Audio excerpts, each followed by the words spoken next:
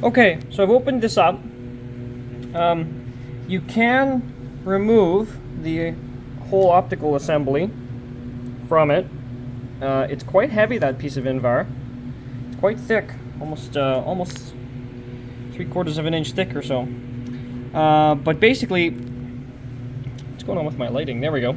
Yes, who wants to do this today? That's weird. Okay. Basically, the whole assembly is just sort of thermal epoxy or thermally glued down.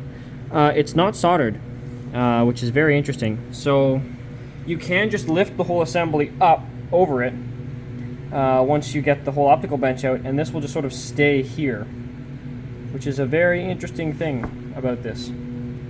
And of course, this crystal is small. Let's see, do I have something I can measure it with without damaging it? Let's see if the calipers will turn on or not. They are very, very close to death. Let's go to millimeters. Okay, so looks to me, I'm going to measure the copper because I don't want to touch the crystal. But by measuring the copper, we're about 7 millimeters long. And in the other axes, we are... it's tricky, that one.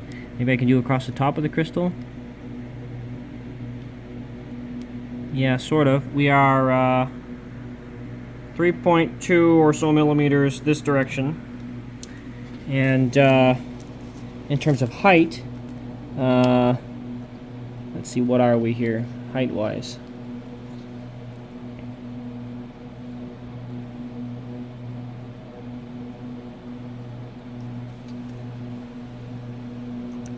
What are we height-wise? Height-wise, we are 4.78 or so millimeters. So that's the size of the crystal in what I presume is the higher... What is going on with the lighting in my lab right now? This is crazy. I presume this is the higher pump power device because, now this is terrifying looking, but what's left of this optical bench was double end pumped. So pumped from this fiber into the crystal, which would be here.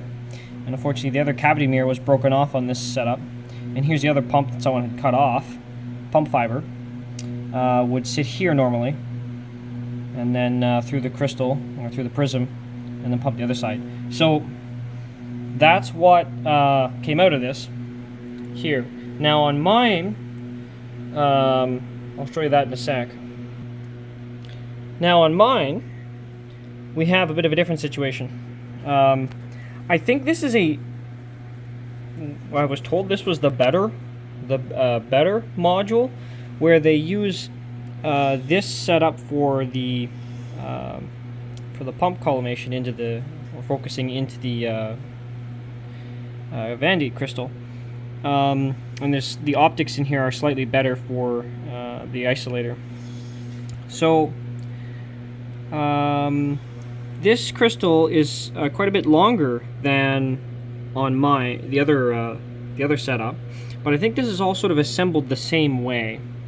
The only problem I've realized is these guys, they built this thing almost like they didn't want you to take it apart. If you can see that, unfortunately, this lens mount overhangs this screw in here, or nut that's going to allow me to take off this Invar platen. So unfortunately, I'm gonna have to get creative on how I how I remove that. This might be a pair of pliers in here and just slowly reverse this out until I can get it to loosen. The other side's quite easy to take off, but just this side is where the problem comes in. So, and as for the crystal oven assembly, that's what the assembly looks like. I don't know about how you go about heating this. These are the design of the mounting plate on the bottom here is slightly different between this housing, which came out of the other laser head, and the housing that's in this one. This one looks like they've sort of refined that a little bit better. So that's kind of what we're looking at with that. Now, let's get a measurement on that crystal. Okay, so crystal will be, and again I'm just going to measure the mount here because I don't want to touch the faces of it. It is 9.1-ish millimeters long.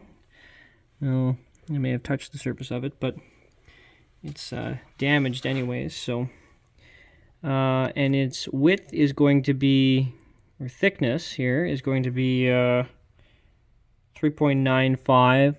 Actually, that's a little bit oversized. Sorry, let me try that again.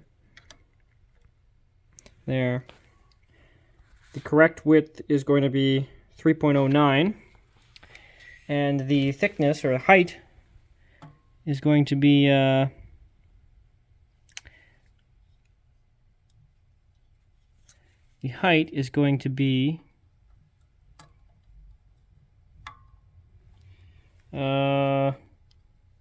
approximately 6.26 millimeters.